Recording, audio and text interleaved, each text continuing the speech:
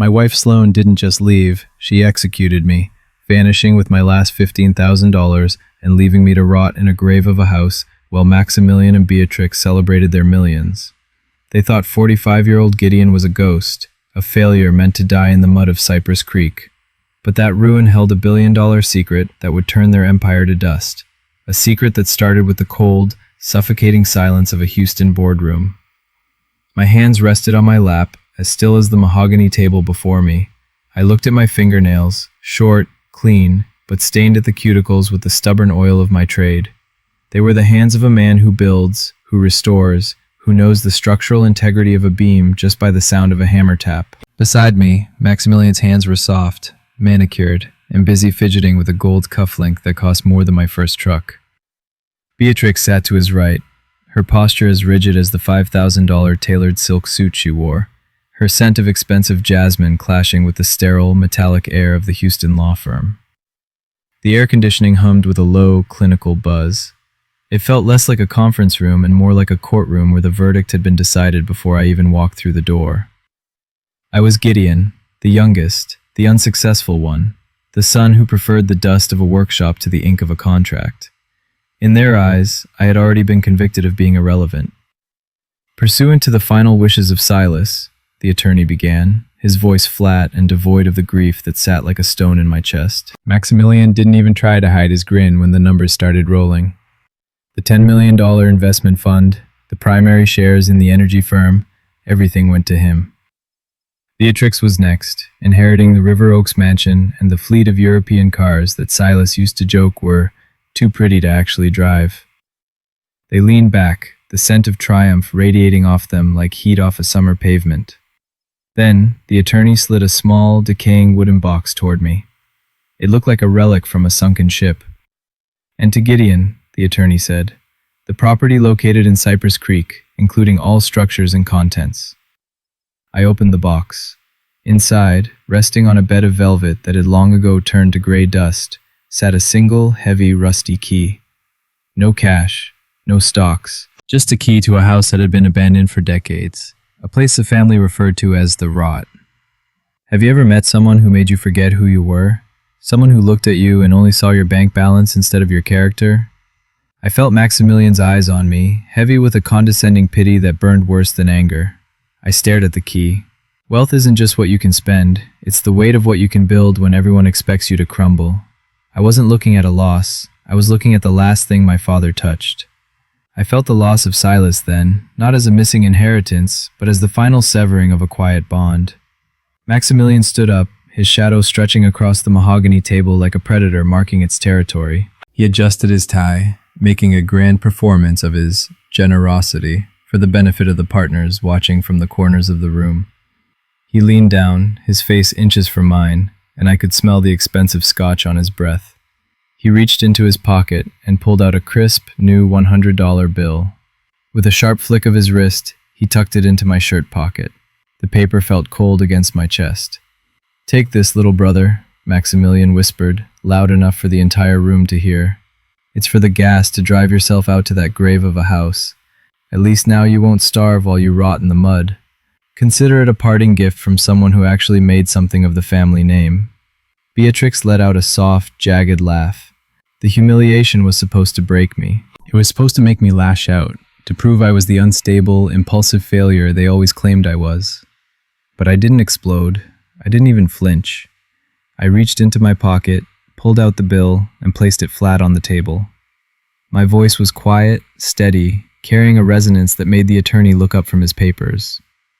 "I've learned that a man's worth isn't found in what he's given, Maximilian," I said, looking him directly in the eye. "It's found in what he refuses to take at the cost of his soul. You keep the 100. You're going to need it more than I will when the wind changes." Max's face flushed, a flicker of genuine irritation breaking through his smug facade. He didn't have a comeback for dignity. Under Texas law, the probate was finalized. The signatures were dry. The mansions and the millions were theirs, legally irrevocable, leaving me with nothing but a crumbling Victorian ghost and a rusty piece of iron. But as I sat there, I realized they were already celebrating their own imprisonment. Beatrix stood, the heels of her designer shoes clicking like a ticking clock on the marble floor. She glanced at my work boots, scuffed, steel-toed, and honest, with a sneer that didn't quite reach her eyes. She clutched her new car titles to her chest as if they were shields. "Good luck, Gideon," she said, her voice dripping with artificial sweetness. "I'd visit, but I don't think my tires are rated for those dirt roads." They glided out of the room, leaving me alone in the lobby. I clutched the wooden box to my chest like a sacred relic. My mind drifted back to a Saturday morning 20 years ago. Silas had stood over me in the garage, his hand over mine as we worked a piece of raw oak. "The strength is always hidden beneath the bark, son," he had told me. "The world loves the polish, but the polish doesn't hold the weight. Remember that." I realized then that my father had given them the fish, the easy meals that disappear once the hunger returns. But to me, he had given the sea, even if it looked like a desert of dust and rot right now. I didn't hate them. I didn't have the energy for it. I felt a profound, quiet pity for them. They were rich in things and bankrupt in spirit, walking away with trophies while I was holding a map. I stepped out of the glass tower and into the thick, humid air of Houston. The heat pressed against me, but my grip on that rusty key only tightened. It bit into my palm, a sharp, grounding pain. Silas hadn't sent me to Cypress Creek to die. He had sent me there to find the foundation. I thought the betrayal in that office was the lowest point of my day, until I got home and found the door wide open. The key bit into my palm as I stepped toward my apartment door, its cold iron edge the only thing keeping me grounded. I expected the familiar resistance of the deadbolt, the weight of home pressing back against me. Instead, the door drifted inward with a haunting, effortless glide. It stood ajar, a jagged mouth of darkness inviting me into a space that no longer felt like mine. The scent of Sloane's expensive perfume still lingered in the air, but the warmth was gone, replaced by a draft that tasted of abandonment. I walked into the entryway, and the silence was so heavy it rang in my ears. The mahogany coat rack, a piece I had restored for our second anniversary, was missing. I moved into the living room, my boots echoing on the hardwood floors like a drumbeat in an empty canyon. The shelves were stripped. The small safe I kept in the study was swung wide, its heavy steel door yawning like a silent scream. My heart hammered against my ribs as I pulled my phone from my pocket, my thumb hovering over the banking app. One glance at the screen told me everything I needed to know. The joint savings account, the $15,000 I had painstakingly set aside for my father's final medical bills, and the foundation of my own woodworking business, sat at a cold, flat zero. Trust is like a mirror. Once it's shattered, you can't help but see the cracks in everything, including yourself. I didn't scream. I didn't throw the phone. I simply sat on the edge of our strip bed. The fabric of the mattress felt raw and exposed beneath me. Looking back now, I should have seen the signs, but I had mistaken her ambition for our shared dream. Looking for this, a voice sliced through the shadows. Sloane stepped out from the darkness of the bedroom, clutching one last designer suitcase. She wasn't hiding. She didn't look like a woman caught in a lie. She looked like a victor claiming her spoils. She adjusted the strap of her bag with a practiced, elegant flick of her wrist. The woman I had shared a bed with for years looked at me as if I were a stranger she had just outbid at an auction. "You took the money, Sloane," I said, my voice sounding hollow even to my own ears. "That was for Silas. That was for our future." "Our future?" She let out a jagged, sharp laugh that cut through the silence. "Gideon, there was never a future with a man who collects sawdust. I've been Maximilian's eyes and ears for months. He needed to know exactly how weak Silas was getting, and exactly how broke you were. He offered me a seat at the table, a real life in Houston, not this middle-class stagnation." I looked at her, and for a fleeting second, I saw the viper beneath the skin. She had been a spy in my own home, a mole in my heart. She wasn't just leaving, she was a participant in the execution Maximilian had started in that law office. The betrayal felt like a physical weight, a crushing pressure in the center of my chest that made it hard to draw a full breath. "I didn't marry a man to become a servant to a ruin," she spat, her voice dripping with a venom I had never heard before. "You're a loser, Gideon, just like your father. Maximilian has the world. You have a pile of rotting wood in Cypress Creek.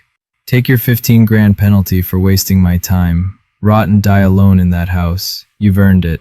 I stood up slowly. The shock had passed, replaced by a terrifying, crystalline clarity. I looked at her, really looked at her, and for the first time, the beauty didn't blind me. I saw the hollowness. I saw the desperate need for status that would eventually eat her alive. She thought she was winning, but she was just trading one master for another. I thought I was losing a partner tonight, Sloane, I said, my voice steady and quiet. But as I look at you now, I realize I'm only losing an expense. You took the money, but you left me my dignity. That's a trade I'd make every single day. I hope Maximilian's table is as comfortable as you think it is, because you've sold everything else to sit there. The smile faltered on her face for a heartbeat, a flicker of something, uncertainty perhaps, crossing her eyes before she masked it with contempt. She slammed the door behind her, the sound echoing through the vacant apartment like a gunshot. I stood in the total darkness, listening to the muffled roar of her car engine as she sped away into the Houston night. I was alone, stripped of my savings, my marriage, and my city life. But the air in the room suddenly felt easier to breathe. I walked over to the one thing she had left behind, a small, framed photograph of Silas that had fallen behind the nightstand. I picked it up, wiping the dust from his stern, smiling face. I realized then that my father wasn't poor because he lived in that old house. He was just protecting the only son who wouldn't sell his soul for a paycheck. He had built a fortress of integrity, and now it was my turn to occupy it. I didn't call a lawyer. I didn't call the police. Sometimes the most expensive thing you can own is a clean slate. I went to the closet, pulled out my rugged canvas duffel, and began packing my tools. My chisels, my levels, my father's old framing hammer. These were things Maximilian couldn't seize and Sloane couldn't spend. By the time the clock on the wall struck midnight, I was walking out of the apartment for the last time. I didn't look back at the empty rooms or the ghost of the life I thought I wanted. I threw my bag into the bed of my truck and pulled out onto the interstate. The skyscrapers of Houston began to shrink in my rearview mirror, their neon lights fading into the thick Texas fog. The $15,000 wasn't stolen. It was the price I paid for my freedom. I didn't know what was waiting for me next, but for the first time in years, the path ahead was entirely my own. I gripped the wheel, my eyes fixed on the dark, winding roads that led toward the woods of Cypress Creek. That's where it all started. The Houston fog had mutated into a violent charcoal thunderstorm that lashed against my windshield, turning the world into a chaotic smear of gray. My truck's headlights cut through the downpour, finally illuminating the skeletal, rotting remains of the Silas estate. It stood like a wounded giant, its Victorian gables leaning precariously against the wind.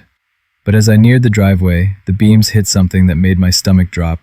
A heavy steel chain, thick as a man's wrist, stretched across the entrance. I stepped out of the truck, the rain instantly drenching my denim shirt. Hanging from the chain was a laminated sign, stark and cold under my flashlight's beam. Notice of environmental quarantine. Road access and utilities terminated. It was signed by the legal counsel for Maximilian's investment firm. He hadn't just given me a ruin, he had locked the gates and cut the veins of the house before I even arrived. No power, no water, no way in for a supply truck. It was a calculated siege. Standing there in the mud, I realized this wasn't an inheritance. It was a death sentence. My brother wanted me to vanish into the Texas muck, hoping the isolation would break me before the first mortgage payment was even due. I gripped the flashlight, my knuckles whitening. A building doesn't fall because of the storm. It falls because the foundation was already hollowed out by termites. Maximilian was the termite, but he underestimated the timber Silas had used to build me. I reached into my toolbox for a pair of heavy-duty bolt cutters. That's where it all started. The snap of the chain echoed through the woods like a rifle shot. I drove the truck up to the porch, the tires sinking into the saturated earth. Inside, the air was a thick curtain of mold and the heavy, metallic scent of damp history. I moved through the foyer, my flashlight beam dancing over peeling wallpaper and floorboards that groaned under my weight. I felt like an intruder in a tomb, but this tomb was legally mine. My phone buzzed in my pocket, a final digital sneer from Maximilian. "How does the inheritance taste, Gideon? I'd offer you a room in the guest wing, but I don't house vagrants. Good luck with the rot." I stared at the screen, the blue light reflecting in the darkness of the hall. I didn't reply. I didn't feed the fire. I simply deleted the message and turned the phone off. Silence is the only shield against a man who uses words as weapons. I wouldn't let him occupy a single inch of my mind. I made my way to the kitchen, shivering as the cold began to seep into my bones. Despite the betrayal and the freezing rain leaking through the roof, I stopped in front of a dusty, broken armchair in the corner. It was Silas's chair. I ran my hand over the cracked leather, feeling a sudden, sharp wave of compassion. He had lived here, in this decay, while his other children lived in palaces. He had endured this ruin to keep a much larger secret safe from the greedy eyes that now hunted me. Kindness isn't a weakness. It's the strength to keep your heart open when the world tries to slam it shut. I whispered those words into the empty room, feeling his presence in the shadows. I spent the next hour trying to coax a small, pathetic fire into the hearth, using old newspapers and dry rot from a fallen banister. My hands were shaking, my breath visible in the dim light of my lantern. The physical hardship was a grind, but the mental weight was heavier. I was a man with a deed to a ghost, stripped of my savings by a wife who never loved me, and hunted by a brother who hated my existence. Looking back now, I should have felt defeated. I didn't know then that the darkness was just a veil. Searching for an old first aid kit to treat a jagged cut I'd taken from the bolt cutters, I found myself in the downstairs bathroom. The mirror was loose, hanging by a single rusted screw. I pulled it back, expecting more rot, but instead, I found a recessed medicine cabinet Silas had modified. Inside, tucked away in the back, was an unlabeled amber medicine jar. It was caked in dust, but when I picked it up, the weight caught me off guard. It was unnaturally heavy, as if it were filled with lead. I unscrewed the cap. There were no pills. Inside sat a rugged, military-grade USB drive, wrapped in a heavy, velvet black sample of mineral ore. The stone was dark, dense, and possessed a subtle, oily sheen that seemed to swallow the light of my lantern. I felt a jolt of adrenaline that cut through the cold. My father hadn't left me a medicine jar. He had left me an anchor. I sat on the floor, plugging the drive into my battery-powered laptop. The screen flickered to life, and suddenly, the room was filled with the crackling, low-timbered voice of Silas. "Gideon, if you're hearing this, it means the others took the bait. The world only sees the rust on this house, the failure of an old man. But you always knew how to look deeper. You knew that a home isn't the paint on the walls." The voice paused, and a map of the property appeared on the screen, overlaid with complex geological data. "The true weight of this family isn't in the bank, son. It's beneath your boots. Don't let them take it. It's yours to guard." I stared at the data, the signatures of a massive untapped mineral deposit. I wasn't a victim in a ruin anymore. I was the commander of a fortress. The $15,000 Sloan stole suddenly felt like a cheap ticket to a front-row seat at my own resurrection. I didn't know what was waiting for me next. The pre-dawn mist clung to the Cypress Creek woods like a damp shroud, swallowing the skeletal remains of the estate. I had barely closed my eyes when the low, predatory rumble of engines vibrated through the floorboards. Two black SUVs tore through the mud, their headlights cutting aggressive swaths through the gray light. Maximilian's hired security team didn't bother with the driveway. They drove straight across the lawn, ignoring every property line Silas had spent 40 years defending. They weren't here to talk. They were here to harvest. I stepped out onto the porch, silhouetted against the dim interior light. I felt a strange, cold calm settling over me, the kind of stillness that comes just before a structural collapse. I held nothing but my father's old framing hammer, the steel head worn smooth from decades of honest labor. It wasn't a weapon, it was a statement. I was a builder, and I was standing on my foundation. Looking back now, I should have been terrified, but I realized that fear is a luxury for those who still have something to lose. "That's far enough," I said, my voice cutting through the idling engines. I pulled my phone from my pocket and held it steady, the camera lens a silent witness. "You're currently in violation of Texas Penal Code Section 30.05. This is private property, and you are trespassing. This is all being streamed to a secure cloud server." The lead thug, a man whose neck was wider than his head, stepped forward with a sneer. He held a legal folder, a voluntary quitclaim deed that would hand everything over to Maximilian for a single $1. He looked at my hammer, then at my worn work clothes, and let out a dry, hacking laugh. "Maximilian said you were stubborn, Gideon. He also said you were smart enough to know when you're beaten. Sign the papers and we leave. Don't sign, and this house becomes your tomb." I didn't blink. I thought about the $15,000 Sloan took, the years of quiet dismissal from my mother, and the way Maximilian had tucked that $100 bill into my pocket. They thought I was standing here for the dirt. They didn't understand that some things are worth more than the market value of the land. A man who fights for someone else's greed has already lost, I told him, my voice flat and resonant. I'm not standing here for the soil. I'm standing here for the man who spent 40 years protecting it while you were still learning how to lie. You can take the land, but you'll have to take me with it. The air turned electric. With a barked order, the men lunged. The confrontation was a chaotic blur of shadows and mud. I swung the hammer, not to hit, but to create space, retreating into the foyer. In the struggle, a jagged piece of splintered oak from the banister caught my forearm. The pain was a sharp, hot needle, but I didn't let go. I was shoved hard against a specific reinforced floor panel near the pantry, a spot Silas had always told me never to carpet. As I braced myself, my hands slick with my own blood, I smeared the crimson stain across a hidden, recessed sensor embedded in the wood. It was an instinctive move, a memory of a bedtime story Silas used to tell about blood being the only key that doesn't rust. For a heartbeat, the world went silent. Then, the house groaned. It was a deep, mechanical roar that seemed to come from the very bedrock. The floorboards beneath the thug's feet began to slide away with a violent, hydraulic hiss. A high-tech, lead-lined vault door, GSA-rated and shimmering with a dull, tactical finish, emerged from the rot. The scale of the technology was staggering, a bunker of truth Silas had kept hidden beneath the mask of poverty. The thugs froze, their bravado evaporating as the vault hissed open, revealing rows of encrypted servers and climate-controlled mineral samples. This wasn't a farmer's basement. It was a fortress of strategic value. The biometric locks were programmed to Silas's direct genetic line, ensuring that only his true blood could ever trigger the bypass.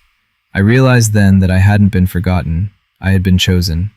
The men backed away, their eyes wide with a fear that only the unknown can produce. They scrambled back to their SUVs, the mud spraying behind them as they fled the property. As the dust settled into the cold mist, a new shadow appeared in the doorway. It was Garrick. He carried an old lantern, its light flickering against his weathered face, and a heavy folder of geological surveys. "You're 2 days late, Gideon," he said, his voice like gravel. "Silas always said you were the only one who wouldn't sell out before the clock struck 12. Garrick stepped into the light, laying out the surveys on a dusty crate. He revealed the secret Silas had died to protect. The cracked soil outside was merely the cap of a massive neodymium deposit, a rare earth mineral essential for global technology, defense, and the future Maximilian was trying to build on a foundation of debt. Silas had spent his life fighting off international conglomerates just to keep these rights in our name. He handed me a handwritten note from Silas, the ink faded but the words sharp.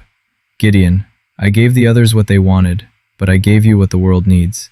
Use this not to destroy them, but to build a future they were too blind to see." I looked at the sample of black ore in the vault. I didn't see dollar signs. I didn't see a way to buy back Sloan or Maximilian's respect. I saw the weight of responsibility.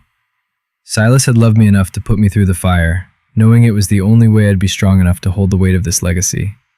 I was no longer the son who had been erased. I was the guardian of the black ore. I heard the heavy thud of a boot on the porch, and I knew Maximilian's wolves hadn't come to talk. They had come to take. The victory was short-lived, as the blue and red lights of a dozen police cruisers began to pulse against the trees, and I realized Maximilian had one more card to play. He wasn't just coming for the land anymore, he was coming for my soul. Under the cover of that final, pitch-black hour before dawn, while I was reeling from the discovery of the vault, a different kind of poison was being injected into the veins of Cypress Creek. Maximilian had coordinated a specialized crew to dump industrial chemical waste into the creek 3 miles upstream. It was a calculated, invisible sabotage. I stood on the bank as the sun began to peek through the pines, watching a dark, oily sheen spread across the surface of the water my father had taught me to fish in. The scent of sulfur and ammonia choked the morning air, a herald of the frame-up already in motion. Maximilian had used his high-level political connections to tip off the EPA and local law enforcement, claiming I was conducting illegal, unregulated mining that was leaching toxins into the county's water table. I didn't panic. Panic is a luxury I lost the day Sloan walked out with our savings. Instead, I methodically collected my own water samples in mason jars and ensured the vault's independent security cameras, powered by a solar circuit Max didn't know existed, were recording every inch of the perimeter. Greed doesn't just steal from the pocket, it poisons the earth. My brother thinks he's drowning me, but he's only showing the world how deep his own filth goes. That's where the real fight started. Just as the sun crested the horizon, the silence of the woods was shattered by the rhythmic thumping of a news helicopter and the high-pitched wail of sirens. A fleet of federal and local cruisers swarmed the property, led by an EPA official whose tailored suit looked suspiciously like it was bought with Maximilian's money. Beatrix arrived shortly after in a white SUV, accompanied by a camera crew from a local Houston news station. She was ready to broadcast my shame live to the very elite who had mocked me at the will reading. The handcuffs felt cold and heavy as they bit into my wrists. I was marched toward a cruiser in front of the rolling cameras, a designated villain for the morning news. Maximilian stood in the background, leaning against his car with a handkerchief to his eyes, offering a fake, tearful statement about the tragedy of a brother lost to greed and mental instability. He looked like a man mourning a loss, but his eyes were as cold as a calculator. I stopped in front of him, the officers shoving me forward. I didn't bow my head. I didn't look like a defeated man. I looked Maximilian in the eye, my gaze steady and unwavering. A man who builds his house on a lie will eventually find the roof collapsing on his own head, Maximilian, I said quietly, the microphones picking up my every word. I hope you're ready for the wait, because Silas didn't build me to break under yours. The legal procedure was swift and surgical. Under an EPA-mandated emergency seizure, I was processed under a temporary detention order. My access to the property was officially frozen. My keys taken, and the house Silas had protected for 40 years was draped in yellow caution tape. They were treating me like a criminal for a crime my brother had paid to commit. I felt the sting of public humiliation, the weight of 1,000 judging eyes watching the broadcast. But beneath it all, my foundation remained unshaken. Looking back now, I realized that the loudest storm is often the shortest. Hours later, I sat in a stark, cold detention cell in Harris County.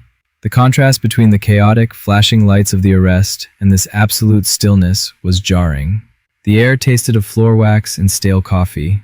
Most men in my position would have been screaming for a bondsman, desperate to get out. But I sat on the metal cot, my hands folded, listening to the silence.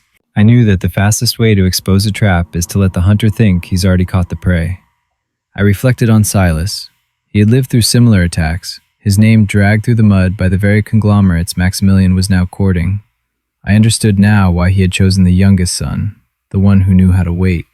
Kindness is not a lack of teeth. It's the choice not to bite until the moment is right for justice. I wasn't sitting in a cell.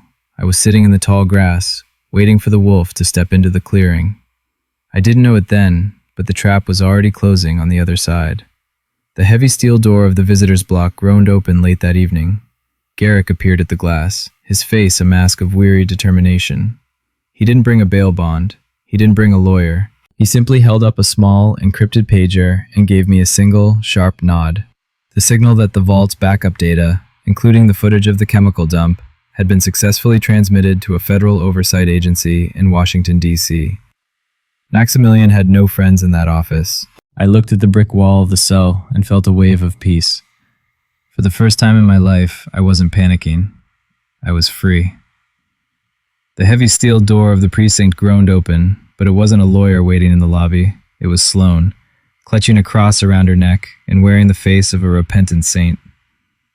She sat on the other side of the glass, her designer Lua blouse replaced by a modest, high-collared cardigan. She clutched a leather-bound Bible in hands that trembled with practiced precision. For a moment, I just watched her, Gideon observing the ghost of a woman I once thought I knew.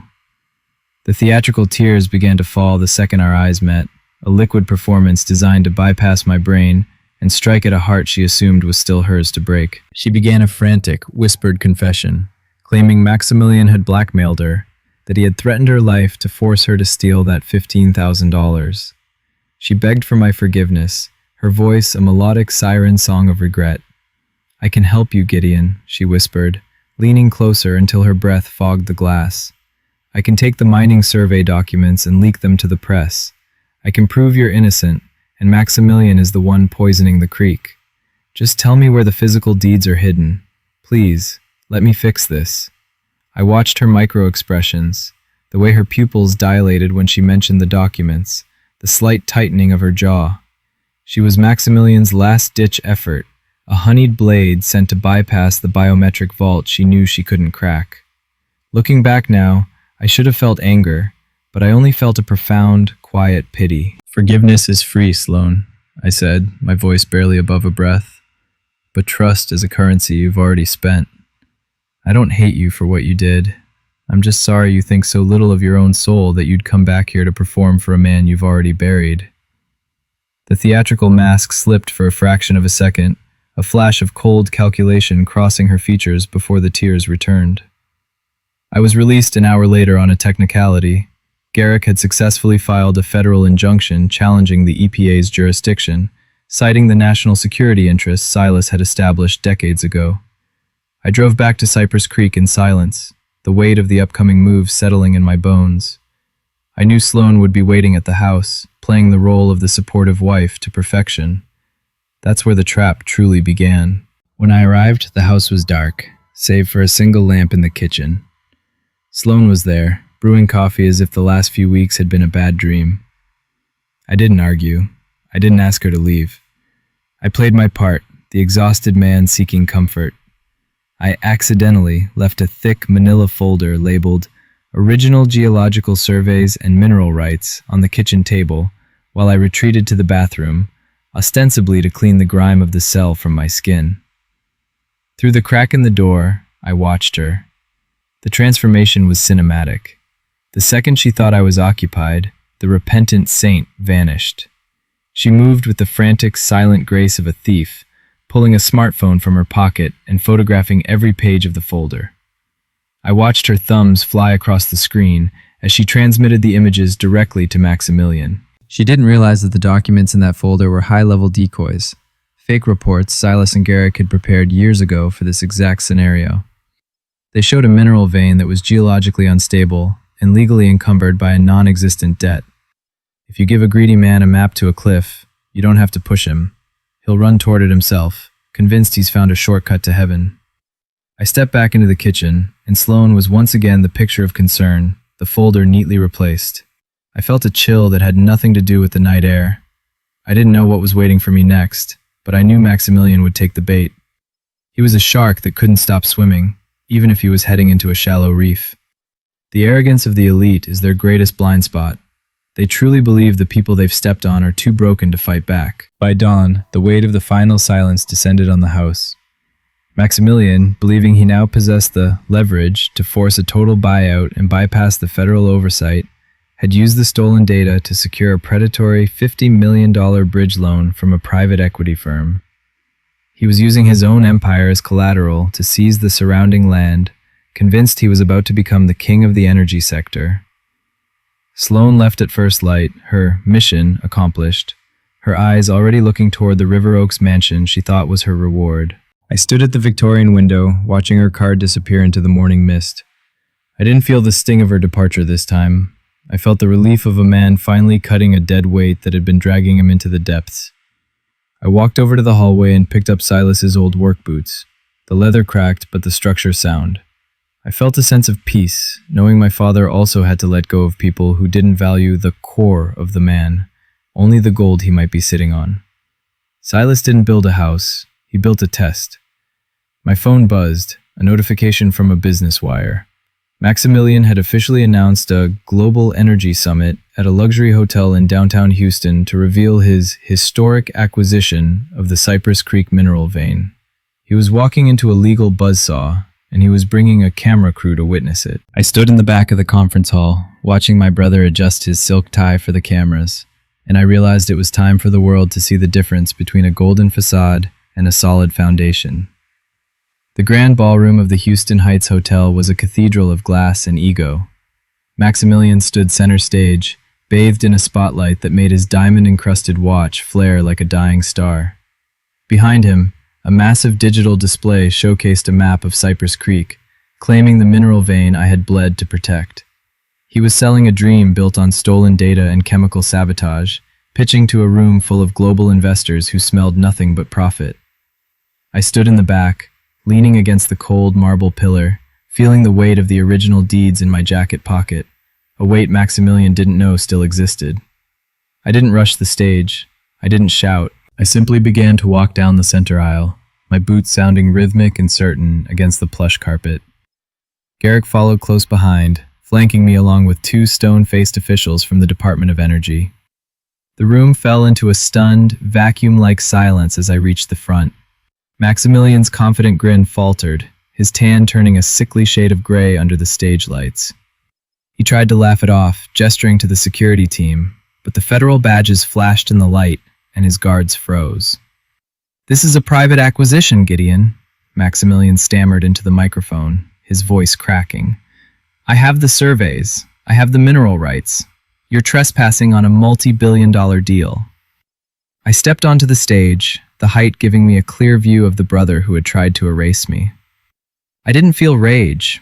I felt a clinical, surgical clarity. I reached into my pocket and produced the National Security Mineral Agreement, signed and sealed by federal oversight 48 hours ago.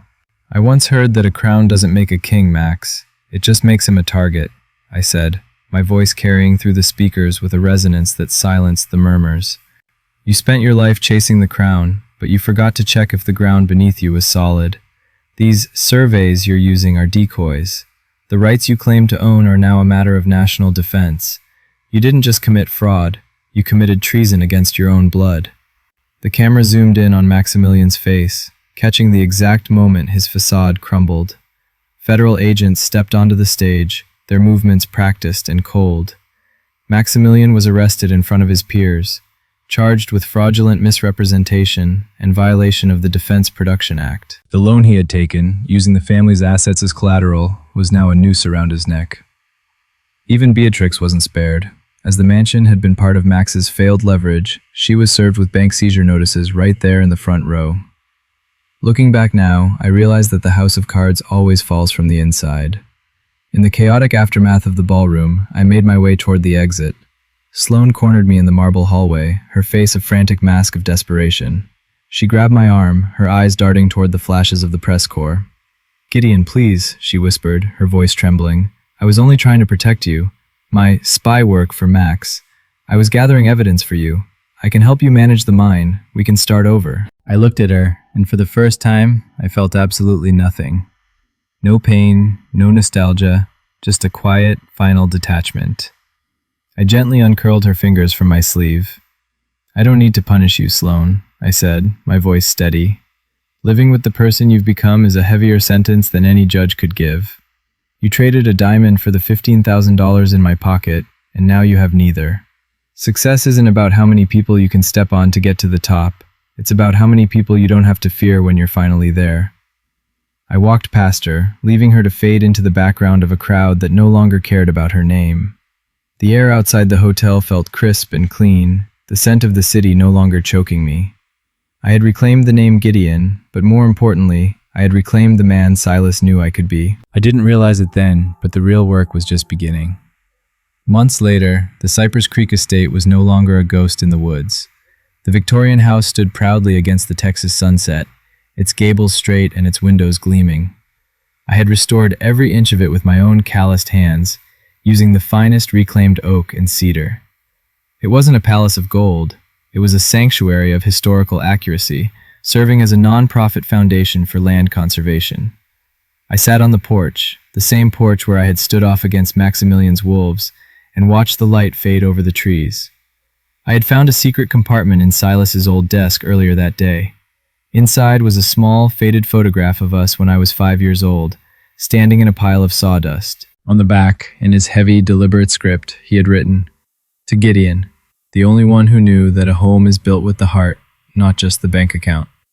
I felt a wave of absolute, permanent peace wash over me. I hadn't won a war against my family. I had simply outlasted the storm they created.